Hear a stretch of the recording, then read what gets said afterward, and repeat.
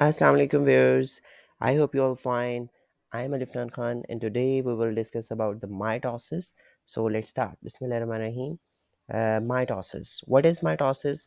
Mitosis is a process where a single parent cell divides to make two daughter identical cells it's mean कि mitosis एक वो process होता है जहाँ पे एक सिंगल पेरेंट सेल डिवाइड करता है और दो आइडेंटिकल डॉटर सेल्स बना देता है। अच्छा, उसके बाद हम बात करते हैं कि यूनिसेलुलर और मल्टी सेलुलर ऑर्गेनिजम्स में ये प्रोसेस क्यों होता है, ठीक है, कैसे होता है।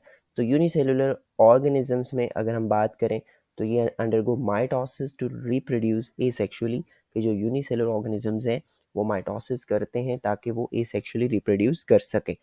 और ये इनमें यूनिसेलुलर ऑर्गेनिजम्स में मोस्टली ये प्रोसेस जो है वो बाइनरी फिशन के थ्रू होता है, ठीक है जी।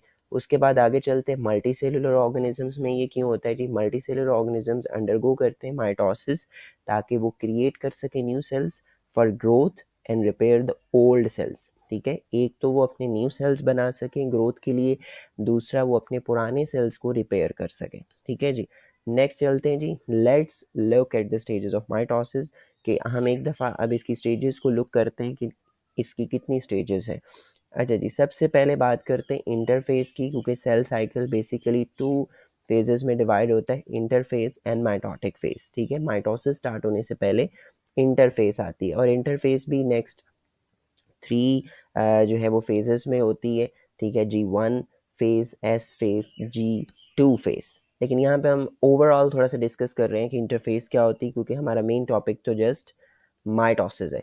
तो इंटरफेस क्या है जी, the cell grows in size and replicates its DNA to repair for cell division, कि इसमें सेल जो है साइज में ग्रो करता है, अपने डीएनए को रेप्लिकेट करता है और प्रिपेयर करता है सेल डिवीजन के लिए। और ये stage occurs before mitosis begins, mitosis start होने से पहले ये स्टेज होती है। अच्छा जी, उसके बाद सबसे पहली फेज़ है माइटोसिस की प्रोफेज़। प्रोफेज़ के अंदर क्या होता है, क्रोमैटिन जो है वो कंडेंस होके क्रोमोसोम्स बना देता है, ठीक है। जेनेटिक मटेरियल इसमें कंडेंस कर जाता है और वो कॉइल कर जाते हैं टाइटली, और न्यूक्लियोलस जो है वो डिसअपीयर हो जाता है। इट्स मीन कि न्यूक्लियर मेम्ब्रेन जो है डिसअपीयर हो जाती है और क्रोमोसोम जो है वो साइटोप्लाज्म में आ जाते हैं। अच्छा, उसके बाद बात करते हैं जी मेटाफेज़ की। मेटाफेज़ में क्या होता है जी, ये माइटोसिस की सेकंड फेज़ है, जिसके अंदर क्रोमोसोम्स आपस में जो है वो अलाइन कर जाते हैं सेंटर ऑफ द सेल और मेटाफेस प्लेट बनाते हैं, और फिर इन्हीं के साथ माइक्रोट्यूब्यूल्स अटैच कर जाते हैं ताकि इनको सेपरेट किया जाए, ठीक है जी। नेक्स्ट उसके बाद बात करते हैं जी एनाफेस की। एनाफेस में क्या होता है कि क्रोमाटिड जो है वो सेपरेट हो जाते हैं और move to the opposite end of the cell, के जो क्रोमाटिड्स हैं वो सेपरेट हो चुके हैं और वो मूव कर चुके हैं opposite end of the cell.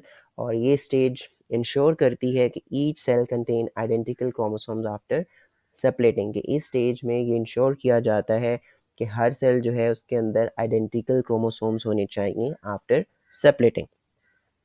अच्छा जी, उसके बाद नेक्स्ट बात करते हैं जी टेलोफेज की, जो कि लास्ट फेज है माइटोसिस की, जिसके अंदर क्या होता है, two new nuclei form around each set of chromosomes, के जो हर सेट होता है क्रोमोसोम्स का उसके इर्द गिर्द जो है टू न्यूक्लियाई बन जाते हैं, क्योंकि दो सेट्स थे तो दो न्यूक्लियाई बनेंगे।